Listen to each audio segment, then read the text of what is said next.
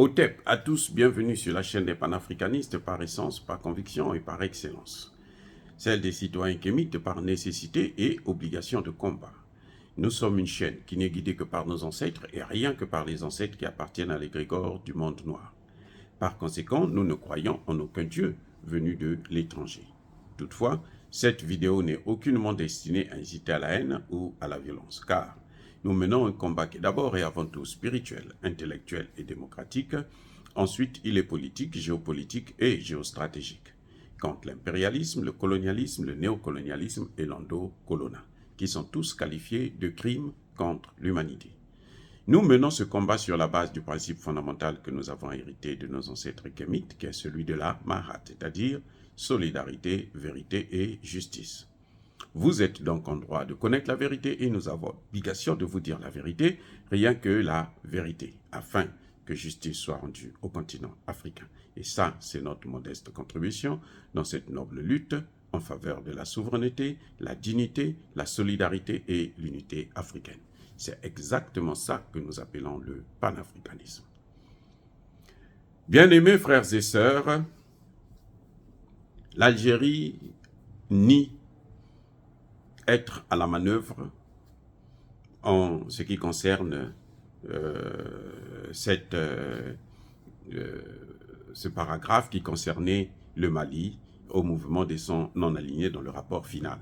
L'Algérie dit que ce n'était pas elle qui était à l'origine de l'introduction de cette motion qui concerne bien sûr le maintien, le respect strict des accords d'Alger. L'Algérie dit que ce n'est pas elle. Elle peut mentir, elle peut dire la vérité, je n'en sais rien, mais toujours est-il que moi, je l'avais déjà dit dans ma précédente vidéo concernant ce sujet, je l'ai dit que l'Algérie ne peut pas faire ça sans le quitus des États-Unis, de la France et de tous ces pays de l'OTAN. Parce que ce sont eux qui en veulent au Mali. L'Algérie n'est pas l'ennemi du Mali. L'Algérie, c'est vrai, c'est sucré sur le dos du Mali. Elle a tiré profit de la situation, de la mauvaise gestion des autorités maliennes de l'époque. Mais oui, de leur naïveté, leur idiotie. Et puis bon, elle a pillé, elle a fait ce qu'elle faisait. Maintenant qu'il y a eu un bon dirigeant, l'Algérie est obligée de se plier et de respecter la souveraineté de l'État malien. Donc, pour moi, dès le début, je pensais que même si c'est l'Algérie qui l'a fait, elle ne pouvait pas le faire sans l'accord des États-Unis.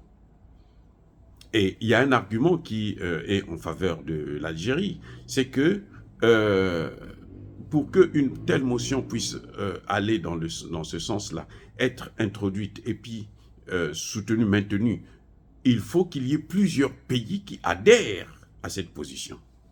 Écoutez bien. Il faudrait qu'il y ait plusieurs pays qui soutiennent la position.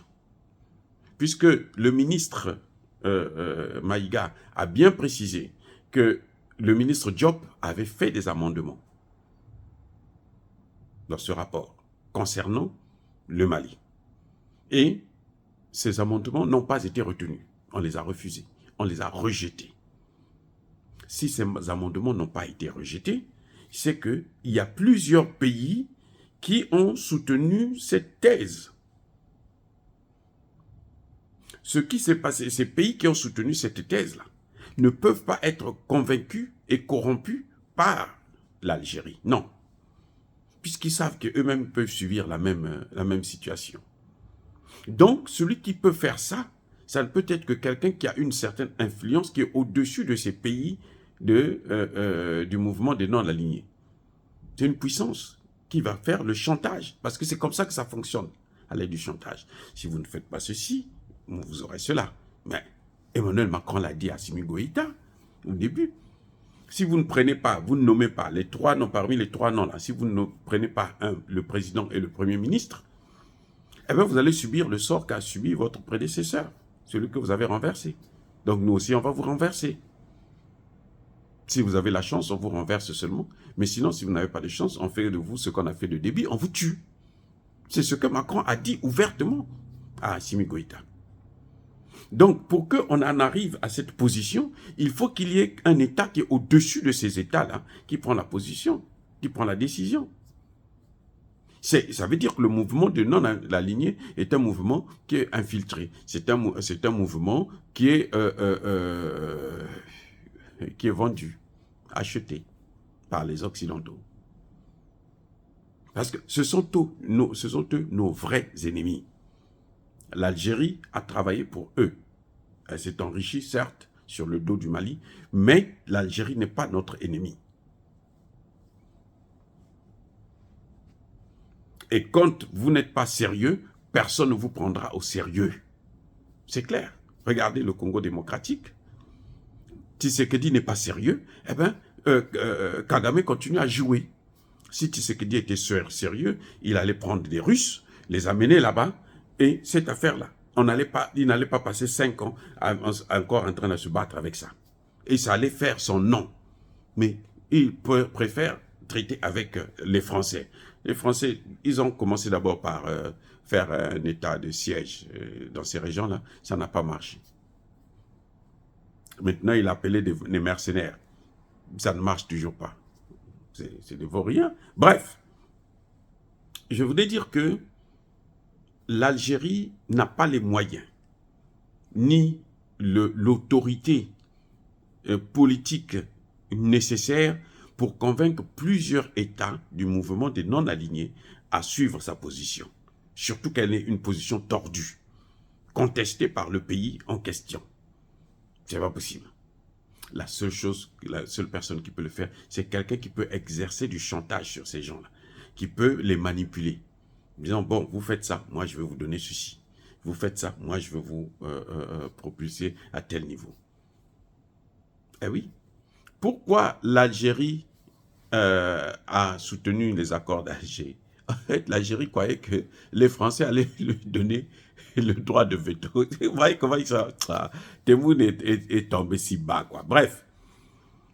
Donc, que l'Algérie dise la vérité ou que l'Algérie mente, les vrais auteurs de cette action, cette infraction honteuse diplomatique, cet incident diplomatique, ce sont les Occidentaux. Ce sont eux qui ont un intérêt à ce que on puisse prenez des difficultés au Mali.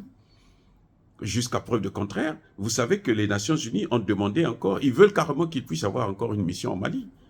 Les Nations Unies disent qu'il n'y a pas la paix. Le Mali ne contrôle rien. Le pays n'est pas libéré. Il y a toujours les terroristes et ça augmente. Ça, c'est ce que les Nations Unies disent. Mais qui leur donne ces informations? Mais c'est bien la France. On utilise le représentant spécial de l'ONU dans l'Afrique de l'Ouest pour venir faire son cinéma. Ce n'est pas l'Algérie qui l'a fait. Ce sont eux. Ce que vous voyez qui s'est passé là, à Kampala, c'est exactement ce qui s'est passé quelques jours plus tôt à New York. Et ce sont les mêmes acteurs, les mêmes causes là, produisent les mêmes effets. Si on a la même cause là à New York, et on a vu les effets, donc la cause reste la même. Les auteurs de cette situation restent les mêmes. Voilà, donc pour moi, l'Algérie, on a beau critiquer l'Algérie, moi je critique l'Algérie, c'est clair que l'Algérie s'est très très très mal comportée depuis les années 60 en pillant le pétrole, le gaz, les matières premières du Mali. Mais l'Algérie ne peut pas prendre une telle position parce qu'elle n'en a pas les moyens. Personne ne va la suivre. Personne.